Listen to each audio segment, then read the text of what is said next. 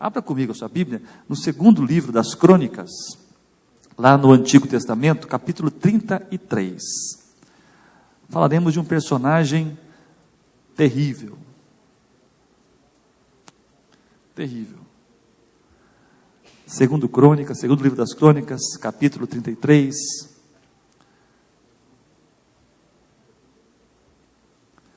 Vamos ler aqui a partir do versículo 1 até o versículo 10. Depois eu continuo a leitura mais para frente. Vamos fazer em duas partes. Amém? Amém? Um amém fraco, ninguém achou ainda. Segundo livro das Crônicas, capítulo 33, a partir do versículo 1. Amém? Agora melhorou, você está achando aí, hein? Muito bem, vamos lá. A palavra de Deus diz assim: tinha Manassés 12 anos de idade quando começou a reinar, e 55 anos reinou em Jerusalém. Fez o que era mal perante o Senhor, segundo as abominações dos gentios, que o Senhor expulsara das suas possessões diante dos filhos de Israel. Pois tornou a edificar os altos que Ezequias seu pai havia derribado, levantou altares aos Baalins, fez postes ídolos e se prostrou diante de todo o exército dos céus e o serviu. Edificou altares na casa do Senhor, da qual o Senhor tinha dito: em Jerusalém porei meu nome para sempre. Também edificou altares a todo o exército dos céus, nos 2 átrios da casa do Senhor. Queimou a seus filhos como oferta no vale do filho de Inom. Adivinhava pelas nuvens, era agoureiro, praticava feitiçarias, tratava com necromantes e feiticeiros, e prosseguiu em fazer o que era mal perante o Senhor, para lhe provocar a ira. Também pôs a imagem de escultura do ídolo que tinha feito na casa de Deus, de que Deus dissera a Davi e Salomão, seu filho: nesta casa e em Jerusalém escolhi de todas as tribos de Israel, porém meu nome para sempre. E não removerei mais o pé de Israel da terra que destinei a seus pais, contanto que tenham cuidado de fazer tudo o que lhes tenho mandado, toda a lei, os estatutos e os juízos dados por intermédio de Moisés. Manassés fez errar a Judá e os moradores de Jerusalém, de maneira que fizeram pior do que as nações que o Senhor tinha destruído diante dos filhos de Israel. Falou o Senhor a Manassés, ao seu povo, porém não lhe deram ouvidos. Amém. Queridos, Manassés é um rei do 7º século antes de Cristo, rei de Judá. Lembra que a nação foi dividida, né? Depois da morte de Salomão, né? Roboão, filho de Salomão, acabou tendo o reino dividido em 2 partes. O norte chamava-se Israel, o sul chamava-se Judá. Ele era rei de Judá. E ele era filho de um dos mais célebres, dos melhores reis de Judá, Ezequias. Ezequias foi um grande rei, um rei piedoso, temente a Deus. Ele destruiu as idolatrias, derrubou os altares pagãos da cidade. Ele fez uma grande reforma religiosa e espiritual no país, para que as pessoas voltassem a servir e adorar o Deus de Israel. Ele fez uma grande reforma, não somente fora, mas dentro do seu próprio coração. Pra você ter uma ideia, Ezequias tinha como profeta, na sua época, ninguém mais, ninguém menos que Isaías. Não é fraco, né? Ter Isaías como profeta não é pouca coisa. Isaías era o profeta, um dos conselheiros de Ezequias, né? Ezequias é um homem que viu coisas maravilhosas de Deus. Ele ficou doente, quase para morrer. Isaías falou: você vai morrer. Ele orou a Deus. Deus falou: não, eu vou atender a sua oração, vou te dar mais 15 anos de vida. Os assírios, que era a potência inimiga da época, cercaram Jerusalém para tomá-la. Eles oraram a Deus, ficaram firmes no Senhor, e Deus fez com que o exército de Senaqueribe, o rei da Síria, fugisse das portas de Jerusalém e não conseguisse atacar e tomar a cidade. Então ele viu coisas maravilhosas. Foi um grande rei, um homem piedoso e temente a Deus. Vamos falar assim, um crente de verdade. Mas o seu sucessor, seu filho, chamado Manassés, fez exatamente tudo ao contrário. Tudo ao contrário. Tudo. Ele foi o pior, não um dos piores. Ele foi o pior dos piores reis que existiram, tanto em Judá como em Israel. Você pode ir lá em Israel, tinha gente ruim, mas Manassés conseguiu ser pior que os de Israel. E pior ainda, reinou 55 anos. O reinado mais longo que teve foi o dele. Para piorar a situação, 55 anos de reinado, e um reinado ruim, de um cara ruim. Você tem uma ideia, Manassés era mais ou menos tipo de um Hitler da época. tá bom? Sabe o que a gente pensa de Hitler hoje? Aquela ideia negativa? É a mesma coisa Manassés. Ele era do quilate de Hitler. Olha só o que aconteceu aqui em Jerusalém. Ele fez, versículo 2, ele fez o que era mal perante o Senhor, segundo as abominações dos gentios que o Senhor expulsara diante das possessões dos filhos de Israel. Porque ele tornou a edificar os altos que Ezequias, seu pai, tinha derribado. Quer dizer, o pai dele derrubou, ele foi e reedificou os altares pagãos que haviam ali. Os altares aos Baalins, aos deuses, pequenos deuses que eles tinham, da fertilidade, e eles o adoravam. Se você vai a Israel, você vai nos museus, você vê dezenas de imagens desses deuses, feio demais, que eles tinham na época, esses Baalins, esses deuses de fertilidade que eles adoravam. Fez postes ídolos, que era um tipo de ídolo que os cananeus, povos que viviam lá, faziam também, e fez com que o povo seguisse a isso. Ele adorou os exércitos dos céus, as estrelas, os astros, ele adorava os astros como se fossem divindades. Ele edificou altares pagãos na casa do Senhor. Ele colocou ídolos pagãos no templo de Salomão. Que Deus havia dito a Davi e Salomão: farei aqui o meu nome nesse lugar, vou abençoar vocês nesse lugar. Um lugar tão sagrado, tão consagrado, tão abençoado. Ele profanou, colocando ali todo tipo de idolatria, todo tipo de paganismo, todo tipo de abominação dentro da própria casa do Senhor. Olha que coisa medonha que esse cara fez. Que coração perverso. Que coração totalmente, ele não tinha o menor temor de Deus, dos seus pais no seu coração. Ele foi com todo o ímpeto, com toda a sede, com toda a força, buscar aquilo que não era a vontade de Deus. Tudo. Se você ver, eu vou caminhando um pouco nessa lista aqui, só para você entender como ele era ávido por fazer aquilo que era errado. Versículo 5, também edificou altares do exército dos céus, nos 2 atos da casa do Senhor. E olha só no versículo 6. Ele queimou como oferta no vale do filho de Inom seus próprios filhos.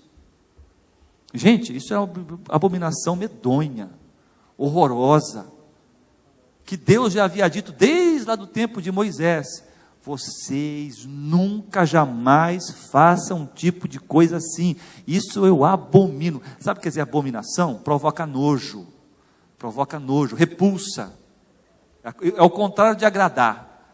O que abomina é o contrário de agradar. O que agrada é bom, eu quero, é legal. O que eu abomino eu rejeito com toda... É a abominação a Deus o que ele fez. Lá em Israel, ao sul da cidade, em Jerusalém, existe um vale. A cidade é cercada de vales, na verdade, há vários vales ali. E um dos vales que fica ao sul, o Vale do Sul, chamado Ge-Inom, ou Geena, ou Vale do Filho de Inom, que é o termo correto. Esse lugar, no tempo de Ezequias, no tempo de Manassés e anteriormente, havia ali um pequeno templo, ainda do tempo dos cananeus, que era um povo que morava lá antes dos israelitas chegarem, que eles adoravam a um deus pagão chamado Moloque. E o culto a Moloque tinha, dentre outras abominações, o sacrifício de crianças. Diz a história que havia nesse templo um ídolo, uma estátua, que representava esse tal de Moloque, e ela tinha como que um braço mecânico, vamos dizer assim, onde se colocava a criança pequena naquele braço, e ele tinha uma fornalha dentro, e mecanicamente as mãos do ídolo jogavam a criança para dentro da sua boca, e onde a criança era queimada, como sacrifício a esse demônio aí, chamado Moloque. Uma coisa abominável, horrorosa, em todos os sentidos. Aí quando Davi tomou a cidade, Salomão, eles tiraram aquilo lá. Manassés refez. Ele refez o templo de Moloque, no mesmo lugar, no vale do filho de Inom. E não somente para os outros fazerem, ele mesmo sacrificou seus filhos aos demônios nesse lugar. O lugar ficou tão mal famado, ele ficou com um estigma tão maldito, que nunca mais ninguém em Jerusalém olhou aquele lugar com bons olhos. O lugar ficou estigmatizado. Tanto que, séculos mais tarde, na época do ministério de Jesus, o Vale do Filho de Inom, ali ele era usado como depósito de lixo da cidade. Claro, não havia esse lixo de hoje, né? Reciclado, papel. O lixo naquela época era resto de matéria orgânica, né? Não tinha muita árvore para se jogar galhos ali, tinha até alguma coisa assim, mas era pouco. A maior parte era o quê? Restos de animais, carcaças de pessoas que morriam, ou que eram assassinadas, ou que eram condenadas. Não se enterrava essas pessoas, se jogavam no vale do filho de Inom. Davi, você pode colocar aquela foto que eu pedi para você deixar no jeito, só para ilustrar. Eu gosto de mostrar essa ilustração, que eu acho interessante mostrar um visual. O outro, olha, esse aqui é uma visão, hoje, né, do lugar, tá vendo? Do vale do filho de Inom. Tem uma outra foto, Davi, passa para frente mais uma. Uma outra ainda, vê? Essa aí, pode parar um pouquinho. Essa foto vê uma das laterais dele, tá vendo essas pedras, esses penhascos aí? As pessoas jogavam lá de cima, lembra que isso era mais fundo, tá, na época, não era pouco assoreado agora, né? Jogavam lá de cima os corpos, os carcaças, jogavam lá embaixo. Isso enroscava às vezes nessas pedras, né? Ficava enroscado. Então era uma visão horrenda olhar aquele lugar, cheio de corpos em decomposição, aqueles esqueletos jogados. E para acabar com aquele coisa horrorosa toda, o que eles faziam? Eles jogavam enxofre e tacavam fogo. Então, era constantemente aquele cheiro de enxofre, pegando fogo, queimando, para queimar aquela coisa em decomposição, mas sempre havia corpos novos sendo jogados, então sempre tinha aquela coisa. Por isso que tem a ideia de Geena, é a palavra usada no Novo Testamento para traduzir inferno. Inferno, na língua hebraica, é Geena, que é associada ao termo desse vale, vale do filho de Inom. Jesus, quando ele fala do inferno, ele fala onde o verme não morre e onde o fogo não se apaga. É uma referência direta ao vale de Inom. Por quê? O verme não morre, porque sempre tem carniça e verme comendo. E o fogo não apaga, porque sempre tinha o fogo para queimar aquela sujeira toda. E o cheiro de enxofre, que era usado para poder como combustível para queimar aquilo tudo. Então a ideia de inferno vem desse lugar aí, chamado Vale do Filho de Inom, aonde, séculos antes, Manassés reconstruiu o templo pagão de Moloque e sacrificou ali os seus filhos. Coisa terrível esse homem fez. Coisa horrorosa ele fez. Tanto que séculos mais tarde, na época de Jesus, a ideia era negativa, de um lugar maldito. De um lugar maldito. De um lugar horroroso. E ele foi em frente. Olha só o que ele fez. Ele adivinhava pelas nuvens, um tipo de agouro, né? De ver o futuro, ver sorte, coisas assim desse tipo. Era agoureiro. Todo tipo de superstição ele praticava, todo tipo de magia. Praticava feitiçarias, tratava com necromantes, pessoas que consultam os mortos, no caso, feiticeiros, ele era um feiticeiro. E prosseguiu em fazer tudo o que era mal perante o Senhor para provocar a ira. Ele também pôs a imagem de escultura do ídolo que tinha feito na casa de Deus. Pôs o ídolo principal dele na casa de Deus, no templo, não no átrio, no próprio templo. No próprio templo. Que Deus dissera a Davi, a Salomão, seu filho, nesta casa em Jerusalém escolhi das tribos de Israel, porém meu nome para sempre, não removerei mais o pé de Israel da terra que destinei aos seus pais, contanto que tenham cuidado de fazer tudo o que tem mandado, toda a lei, os estatutos, os juízos, por intermédio de Moisés.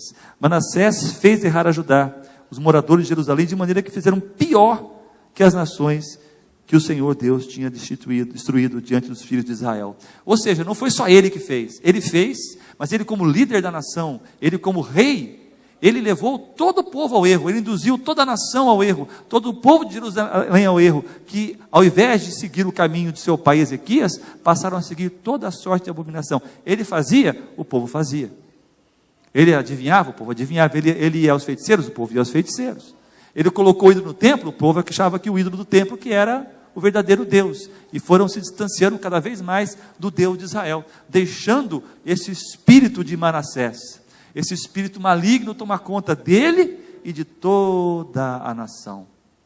Fazendo, portanto, obras, práticas, como diz o texto bíblico, piores do que os pagãos que moravam lá antes. Eles foram piores, olha só, não iguais aos pagãos, aos cananeus. Fizeram pior do que os cananeus. Pior que os cananeus. Deus mandou a eles, versículo 10, mandou profetas. Isaías foi um dos que deve ter falado com Manassés. E segundo a tradição judaica, isso não está na escritura, mas a tradição antiga judaica diz que Manassés mandou matar Isaías, cortando, serrando em partes. Porque ele não queria ouvir a palavra de Deus, não queria ouvir a repreensão, a voz do Senhor. Ele mandou matar o profeta Isaías, para coroar as abominações e os crimes que ele cometeu. Um homem horrível, um homem maligno, um homem destituído de todo tipo de coisa boa, não só pessoalmente, mas pelo pecado comunitário que ele tinha como rei, de influenciar maldosamente, malignamente toda a sua geração. E olha, Manassés era filho de crente. Ele era filho de crente. E não era filho de qualquer crente, não, era filho de um bom crente. Mesmo assim, ele foi para o caminho errado. O que mostra uma coisa, gente. Existe uma coisa chamada livre-arbítrio. E a gente tem liberdade para fazer as coisas que achar que deve fazer. Escolher o nosso caminho. E nós somos inteiramente responsáveis por aquilo que nós escolhemos, viu? Tá? Vou falar disso daqui a pouco de novo. Mas lembre-se disso, você é responsável por aquilo que escolhe.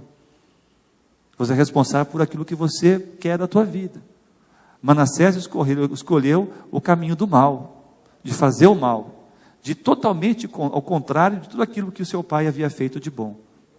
Mandou profetas, tentou falar com ele, para que ele parasse com isso, que ele mudasse o caminho, que ele se arrependesse, que ele pudesse parar com aquela situação, mas mesmo assim, ele não quis mudar de opinião, ele não quis mudar de ideia. Portanto, o que aconteceu então? No versículo 11, pelo que o Senhor trouxe sobre eles, príncipes do exército do rei da Síria, os quais prenderam Manassés com ganchos, amarraram-no com cadeias e o levaram à Babilônia. A grande potência daquela época era o Império Assírio, cuja sede era a cidade de Nínive. Teve agora recentemente a guerra lá contra o Estado Islâmico, e uma das últimas cidades a serem tomadas pelo exército do Iraque foi a cidade de Mossul. Mossul fica onde era a cidade de Nínive, na antiguidade. Então Nínive era onde hoje é o Iraque, naquela região. Mesopotâmia, Babilônia, tudo naquela região ali. E naquela época era a grande potência da época. E os assírios, eles eram particularmente cruéis no trato com os seus inimigos. Se o exército assírio chegava numa cidade ou no país, o pessoal abria as portas, eles eram menos cruéis. Menos cruéis. Se fechasse as portas, eles eram muito cruéis. Muito cruéis. Então, Manassés tentou participar de uma rebelião, os assírios foram até lá Jerusalém, pegaram o pessoal mais importante, e o levaram para o seu país, para a Babilônia. E ele não foi numa boa, ele não foi para a sala VIP da Polícia Federal, ele não ficou lá numa sala top, com ar-condicionado e a televisãozinha para assistir o jogo do Corinthians. Teve isso com ele não, irmão. Lá na Babilônia a coisa era muito cruel. Ele foi levado, segundo o texto bíblico, com ganchos. Sabe o que é gancho? Eu gosto desses detalhes da história, né? Eles colocavam, sabe igual você puxa animal? Colocava aqui, aqui, ou no nariz, ou aqui na boca. Um gancho mesmo, furava. E não era ganchinho, desses ganchinhos bonitinhos, gancho, fiava. E puxava o cara por aquilo. Se o cara não acompanhasse, o que acontece? Rasga. Imagina o rei. E não levava assim com a roupa real, ele ia nu. Nu. Descalço. Com gancho. Com cadeias. Algemado. Humilhado. Destituído completamente de toda a sua glória e título.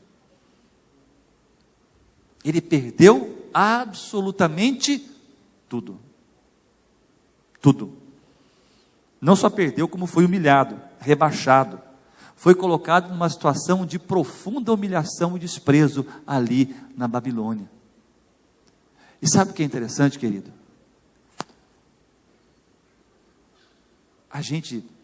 O pastor falou sobre deixar um legado, né? E eu digo uma coisa para você: todo crente fiel deixa um legado,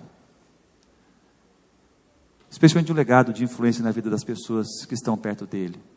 No caso, seus filhos. No caso, os seus filhos.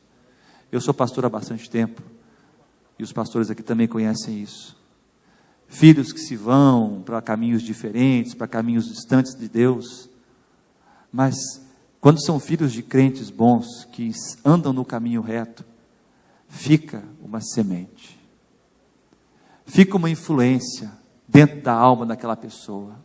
Manassés, com toda a corrupção, com toda a maldade, com tudo aquilo que ele fez, havia dentro do seu coração uma lembrança da piedade do seu pai, do fervor do Deus do seu pai, que ficou lá gravado, lá no fundo do inconsciente dele, ficou ali. E agora que ele foi destituído, estava na pior. Não dá para ficar definindo, contando os detalhes, mas a gente imagina pelo relato bíblico que ele estava numa situação de humilhação muito, muito, muito, muito grande.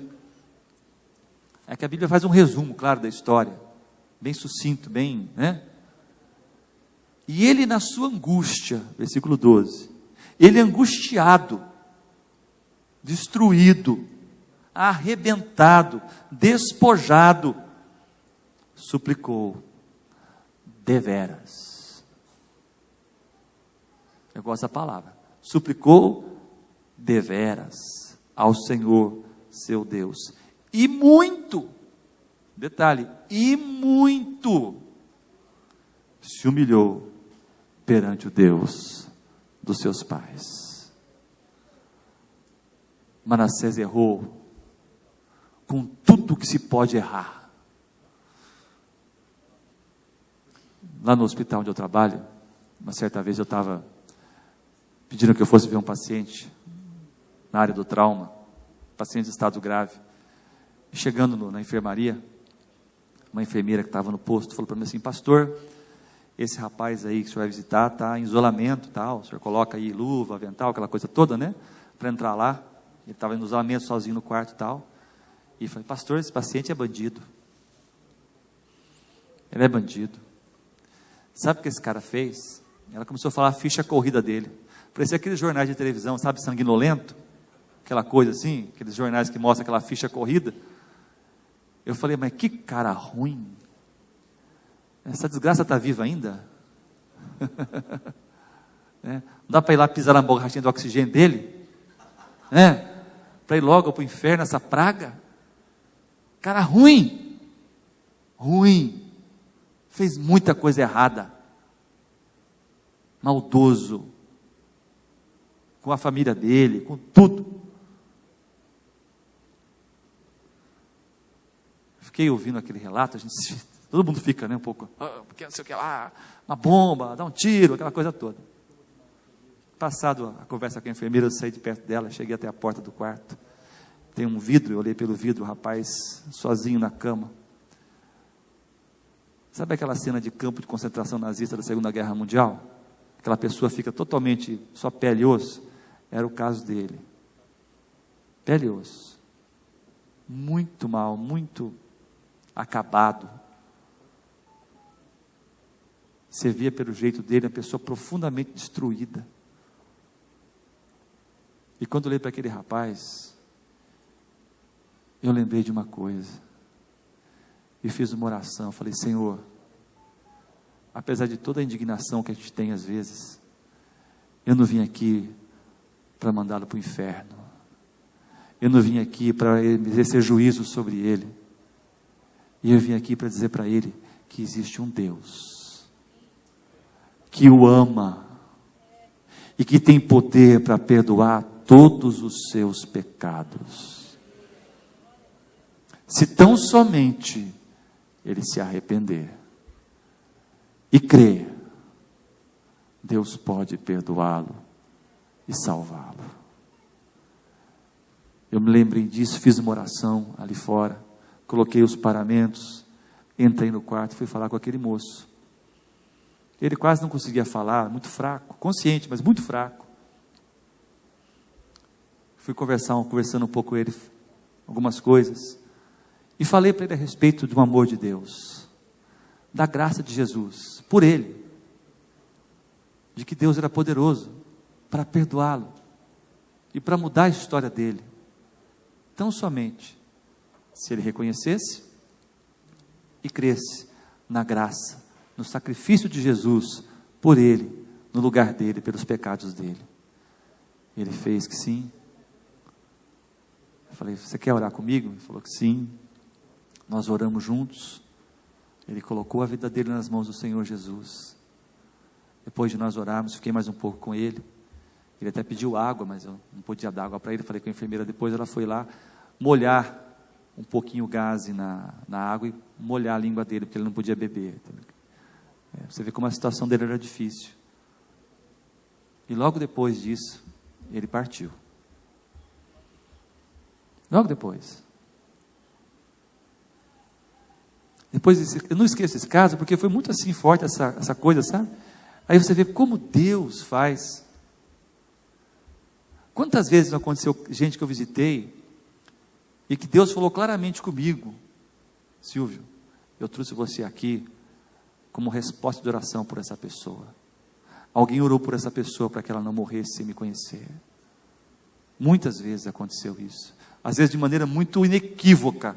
Até uma vez aconteceu isso, no final de semana que eu fui para o hospital, estava atendendo lá no domingo, e fui no quarto de um paciente que estava quase partindo também, e Deus falou comigo claramente, eu trouxe você aqui para que esse homem não morresse sem me conhecer. Alguém orou muito por ele.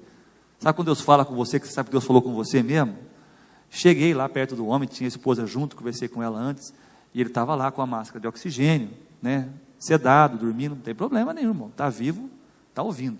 Cheguei perto dele e comecei a falar, falei do Evangelho, do amor de Jesus, papapá. Se o senhor quiser, mesmo na sua mente, abrir o coração para Cristo, tal, vamos orar. A esposa dele estava ouvindo, ela orou junto, entregou a vida a Jesus também, né? E nós oramos ali por ele. E ele dormindo, máscara. Quando eu acabei a oração, como sempre termino a oração, em nome de Jesus, em nome de Jesus, menina, aquele homem abriu os olhos, olhou para nós dois e fez, vou tirar o microfone, tá? E fez assim, amém! Ele quase me matou de susto. A mulher dele me segurou, ele falou. Ele quase matou a gente, porque ele estava lá, como é que ele falou daquele jeito? Um amenzão. Falei, misericórdia, Jesus, que é isso? Né? Ele ficou olhando para a gente um pouco, um olhar sereno, fechou os olhos novamente, e logo foi para Jesus. Foi para Jesus. Manassés se humilhou muito, deveras, buscou, suplicou a Deus. Aqui não diz o que ele fez, mas a Bíblia fala, foi muito, foi intenso, foi forte. Manassés, ele passou por algo maravilhoso chamado arrependimento. Irmãos, sem arrependimento não há salvação. Sem arrependimento não há conversão. João Batista, quando começou a pregar, o que ele dizia? Você lembra? Arrependei-vos. Jesus, quando começou a pregar, o que ele dizia? Arrependei-vos. E depois os discípulos de Jesus, quando começaram a pregar, diziam o quê? Arrependei-vos. Note que era a tônica inicial da mensagem de João, de Jesus e dos discípulos. É básico. É básico. O que é arrependimento? É você reconhecer os seus próprios pecados e reconhecer que a culpa é tua. Nós somos muito bons de terceirizar. Eu fiz errado, mas sabe como é que é? Meus pais não me amavam, a culpa é dos meus pais. Não, a culpa é do pastor, a culpa é do diabo, a culpa é do Lula, a culpa é do Aécio, a culpa é de todo mundo, menos minha. Eu sempre arrumo uma justificativa que vai me isentar de culpa por aquilo que eu decidi, que eu fiz, que eu realizei. Sempre. na Escritura Sagrada, nós temos um exemplo bacana disso. Saul, primeiro rei de Israel. Saul, ele tinha suas virtudes, mas ele foi rejeitado por Deus. Por quê? Quando confrontado com as suas desobediências, o que Saul fazia? Botava a culpa nos outros. Saul, por que você não acabou com tudo e trouxe esse monte de ovelha, esses bichos aqui que eu estou vendo aqui? Ah, é que o povo me pressionou e eu trouxe para sacrificar o Senhor seu Deus. Falou para Samuel. Samuel falou assim: será que Deus te agrada tanto de sacrifícios? Será que não se agrada mais de obediência? Em uma outra ocasião, também, Samuel ia chegar até a Saul. Ele chegou, não, vou chegar até tal hora. Ele chegou, faltava 1 minuto para acabar o tempo que ele falou. Saul se antecipou e fez o que não devia fazer. Aí, Samuel, por que tu fez isso? Ah, porque você demorou. O povo estava pressionando, estava indo embora já, deu um jeito. Ele nunca assumiu, irmão. Por isso que ele foi rejeitado. Agora teve um outro cara que veio depois dele, que a Bíblia não esconde os pecados dele. Ele era um pecador. Fez muita besteira, fez muita bobagem na vida. Mas ele era chamado o homem segundo o coração de Deus. Por quê? Por quê? Porque justamente quando ele era confrontado com os seus pecados, leia os Salmos, Davi dizia o quê? Eu pequei, eu somente, a culpa é minha. Não falar que a culpa era dos outros, é minha. A culpa é minha. Eu pequei. É uma das coisas que nós geralmente fugimos. Não é agradável, gostoso, olhar para si mesmo e reconhecer que nós somos pecadores. Pecadores é uma forma genérica de falar que eu sou mesquinho, que eu sou ruim, que eu sou isso, que eu sou aquilo, que eu sou aquilo outro. Você pode definir aí em um monte de coisas bem mais específicas, que nos desagradam. De que fazemos coisas, pensamos coisas erradas e gostamos de fazer errado. Gostamos. De falar, não, eu não gostei, gostou. Tanto que fez de novo. Gostou. E a gente não admite isso. A gente endurece o coração para essas coisas. Não admite muitas vezes que eu preciso olhar para mim mesmo e reconhecer quem eu sou diante de Deus, sem se condenar, até porque Deus sabe tudo. Queridos, uma das coisas que mais adoecem as pessoas, sabe o que é? Culpa. Culpa. Culpa, ela é a geradora de medo. Medo é o gerador da ansiedade. A ansiedade é o gerador da depressão e da angústia. Entendeu? Então, muitas vezes tudo nasce aonde? Do medo. E quem que gera o medo? A culpa. Culpados por um monte de coisas. A nossa consciência é implacável. Você pode esconder, enganar todo mundo, mas você, a sua inconsciência, ela está lá te acusando, dizendo, olha o que você fez, olha o que você é, olha, você não tem jeito. E aí a gente cria um monte de artifícios para tentar driblar a culpa. Até uma das formas que a gente usa para driblar a culpa é ser religioso. A gente fica super religioso, não porque tem devoção real a Deus, mas porque a gente foge da culpa. E tenta fugir da ira de Deus sobre nossa vida. Porque quando você chega perto de Deus de verdade, você fala, sou culpado. Sou culpado. E você lá na sua alma, você vê Deus como aquela imagem que é típica, né, da nossa infância romana, e aquele velho de barba branca, de olhar severo, te olhando assim, com cetro na mão, que é um porrete na verdade, né, para te dar na cabeça, né, ficar te olhando assim, te pego na esquina, tá vendo esse livro aqui, é para anotar, só estou anotando, na hora que eu chegar com a cobrança, tu vai ver como é que o negócio vai pegar para o teu lado, não é? Então você vê Deus com essa imagem de um Deus que vai te castigar, vai te pegar, e vai te pegar mesmo, porque você sabe que a coisa está ruim para o seu lado. E a gente foge disso a vida inteira, fica tentando correr dessas coisas, não entendendo que justamente, Deus não quer que você fuja dele, Ele quer que você corra para Ele. E como é que eu corro para Ele, pastor? Pecador. Sendo que você é um pecador, mas um pecador arrependido. Davi, numa das suas orações no Salmo, diz assim, Senhor, um coração quebrantado e contrito, Tu não rejeitará.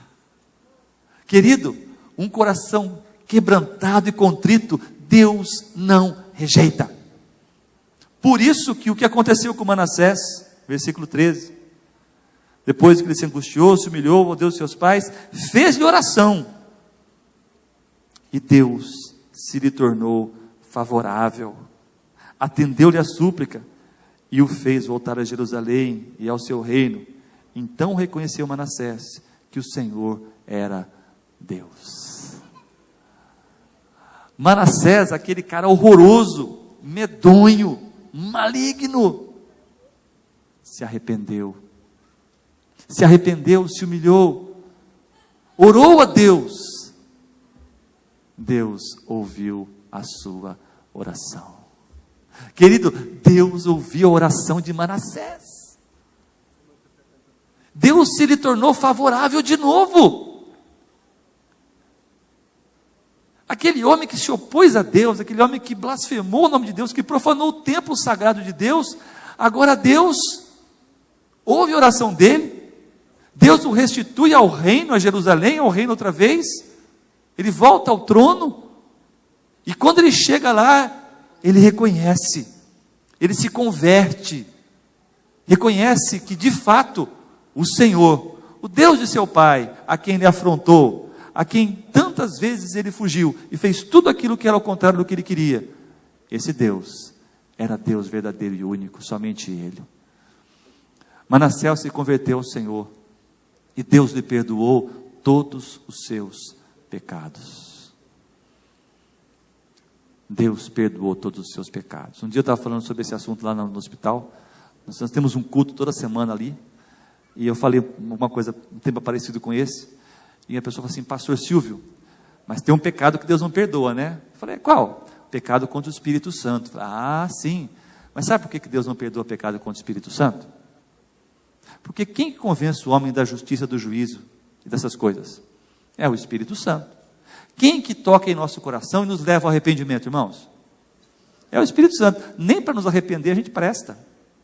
Se não for pela ajuda divina, a gente não se arrepende, a gente é duro mesmo, é complicado. É o Espírito Santo que quebranta e que nos traz à consciência o que nós somos, o nosso pecado que leva a gente ao arrependimento, tal. A pessoa que se endurece de tal forma, aí entra a blasfêmia com o Espírito Santo, é que tem um coração tão endurecido, tão cauterizado, que não escuta mais a voz do Espírito. O Espírito fala, mas ela não escuta. O Espírito toca, mas ela não sente. O Senhor coloca no caminho da pessoa vozes, mas ela não dá atenção. Então, Deus não perdoa, não é porque Ele não pode perdoar, é porque a pessoa não quer ouvir. É porque a pessoa se endurece tanto que não tem mais condições de se arrepender. Porque se arrepender, Deus perdoa. Deus perdoa. Então o pecado contra o Espírito Santo não é porque Deus não perdoa, é porque a pessoa não se arrepende. Qualquer um que se arrepende dos seus pecados e se chega diante de Deus, Deus perdoa. Mas pastor Silvio, você não sabe quais são os meus pecados. Eu não sei, mas Deus sabe. E Deus pode perdoar todos eles. Porque diz a palavra de Deus que o sangue de Jesus, seu Filho, nos purifica de todo o pecado. E esse perdão dos pecados nos tira o quê, irmão? Nos tira a culpa, que é a fonte do medo, que é a fonte da angústia, que é a fonte da depressão e outras doenças que assolam as pessoas hoje em dia. A angústia, o medo, gerados pela culpa, são fontes de doença porque pecamos lá no começo. Pecamos contra o amor. João, na sua primeira carta, capítulo 5, ele fala que no amor não existe medo. Antes, o perfeito amor lança fora todo medo, porque o medo produz tormento. Logo, aquele que tem medo não é aperfeiçoado no amor. Portanto, quando você conhece o amor de Deus de verdade, e você é perdoado por Deus, esse amor lança fora todo medo, porque o medo produz tormento. O que é tormento? O que quer dizer a palavra tormento? Medo de castigo. Medo de castigo. Medo de ser castigado. Então, quem tem medo não é aperfeiçoado no amor. Jesus nos chama, não pelo medo, mas pelo amor. Para que você os sirva não com medo do inferno ou coisa parecida, mas os sirva com amor. Os sirva com liberalidade e com voluntariedade, não por obrigação, como eu falei um pouco hoje de manhã, mas por livre e espontânea vontade, porque Deus se agrada de liberdade, de que nós nos sirvamos livremente. Senão ele faria todo mundo robô, né? Programados para adorar ao Senhor, adoremos tal. Todo mundo era programado para adorar. Não é assim que funciona. Ele nos deu liberdade. Você adora se quiser. Você é livre para adorar ou não adorar, para vir aqui ou não vir aqui. Deus respeita isso. Agora, o amor de Deus nos libera dessas coisas, lança fora todo medo, lança fora a condenação. Como é que Paulo diz mesmo em Romanos? Agora, pois já, 8:1, agora, pois já, quantas condenações há? Nenhuma. Nenhuma quer dizer o quê? Nenhuma. Gostaram? Nenhuma condenação há para aqueles que estão em Cristo Jesus. Se nenhuma condenação há, por que medo, irmão? Por que medo? Por que pavor? Por que correr de Deus, do seu amor, da sua graça, se nenhuma condenação há? Se Deus está esperando por você de braços abertos. Lembra daquele homem da cruz, o malfeitor? Que não fez nada, não teve tempo de fazer nenhuma boa obra, apenas se arrependeu no último momento, e Jesus disse o que para ele? Em verdade te digo que ainda hoje estarás comigo no paraíso. Essa é a graça de Deus, querido. A graça de Deus, ela é graça, é favor imerecido, é algo que absolutamente nós jamais faríamos nada para alcançar, conquistar ou merecer, nenhum de nós. A maior tolice que fazemos é tentar agradar a Deus com nossa própria força. Só podemos fazê-lo pelo Espírito dEle, pela graça dEle. É a graça que nos move a fazer as coisas que temos que fazer. Sem a graça nós não somos nada. Nada. E Deus dá essa graça, de graça. Como eu falei hoje sobre perdão de manhã, eu falo sobre perdão hoje também, mas o perdão de Deus para com você, de graça. De graça. Porque o que nos transforma é isso. Eu não nasci crente, nem no lar de evangélico. Uma família pouco religiosa. Não aprendi quase nada de religião em casa, muito pouco, quase nada mesmo. Tinha uma fé muito rudimentar, até conhecer o Senhor Jesus.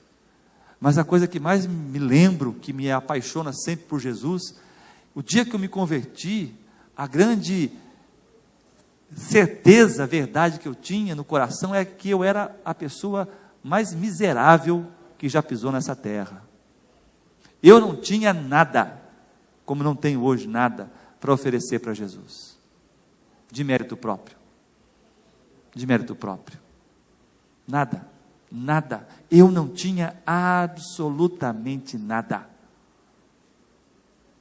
E quando Ele derramou para mim o seu perdão, quando eu conheci o amor incontável, imensurável, que Ele derramou na minha vida, a única coisa que eu pude fazer daí em diante, meu querido, é andar atrás dEle, é segui-lo, procurar fazer a vontade dEle, não por obrigação, eu sou obrigado, não, mas por amor, por gratidão, porque a graça suscita a gratidão. Manassés não somente se arrependeu, se converteu, mas deu fruto de arrependimento, fazendo o quê?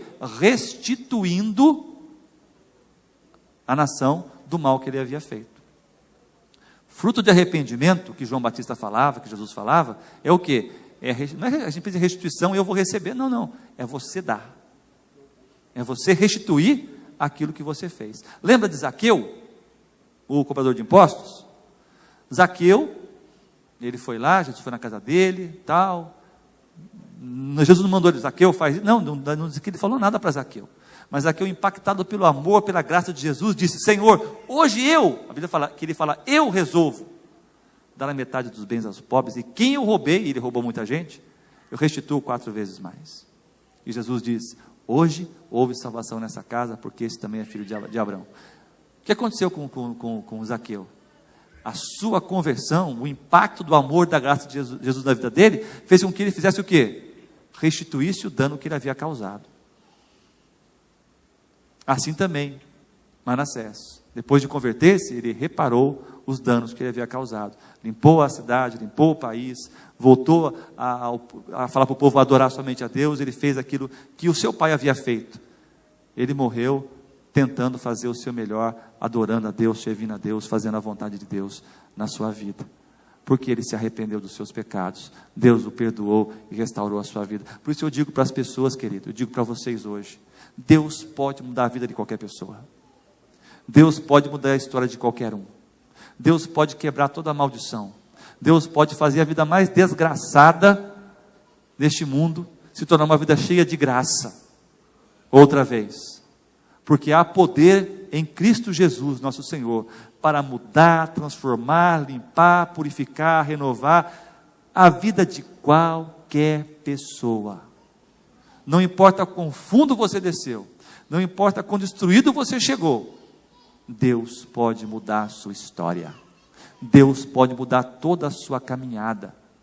Então somente, se você se arrepender, reconhecer e crer e entregar-se nas mãos de Jesus, Ele vai perdoar você, vai purificar você e vai mudar a sua vida e a sua história para sempre. Para sempre. Para sempre. Como aconteceu com Manassés, como aconteceu comigo, pode acontecer com você também.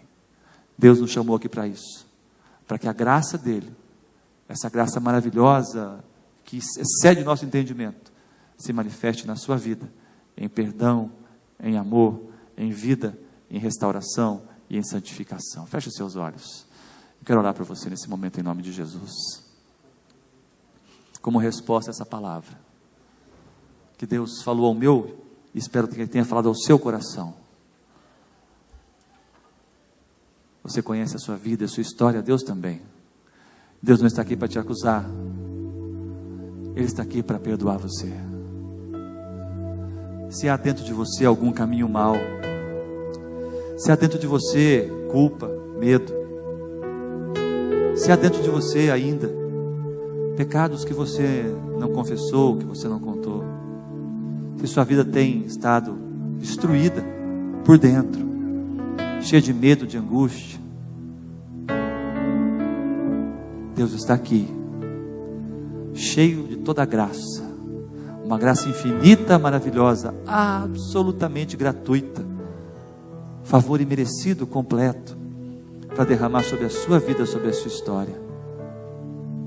Então somente olhe para si mesmo e reconheça. Reconheça aonde você tem errado, aonde você tem caído. Arrependa-se diante de Deus. Arrependa-se. Não importa quais, quantos sejam os pecados. Arrependa-se. Arrependa-se. E peça que Deus te perdoe. Porque o sangue de Jesus, seu Filho, nos purifica de todo o pecado. Deixe Deus agora tocar em você, na sua mente, na sua alma. E os pecados mais negros, mais profundos, o Senhor cura agora e perdoa você. Não há mais condenação sobre a sua vida. A espada do medo que dilacerava o seu coração, a sua alma, foi tirada. Foi tirada, está sendo tirada de você agora. Essa espada do medo, da angústia, a culpa que sempre perseguiu você, Deus te diz hoje, você está perdoado. Deus purifica você. Deus perdoa você de todos os seus pecados, para que nenhuma condenação esteja sobre a sua vida mais, e você em perfeita paz, possa viver a sua vida, liberto de todas as cadeias, liberto de todas as amarras, sendo tocado e perdoado por Deus. Se os seus pecados são como a escarlata, vermelhos, Deus os torna mais brancos que a neve, purificando você total e completamente, de maneira que você possa sentir a paz de Cristo que excede todo entendimento, uma paz profunda e completa, que inunda a sua alma, a sua mente, o seu coração e o seu corpo, e dissipa agora o medo e a angústia, dissipa agora todas aquelas cadeias que te prendiam, e você pode confessar diante de Deus, que você foi perdoado, que você foi agraciado, recebeu a graça, o perdão, a misericórdia. E que você, a partir de hoje, é uma pessoa livre, liberta em Cristo Jesus, para andar na luz da presença de Deus. E o estigma de Manassés, o estigma da desobediência e da maldição, são hoje quebrados da tua vida.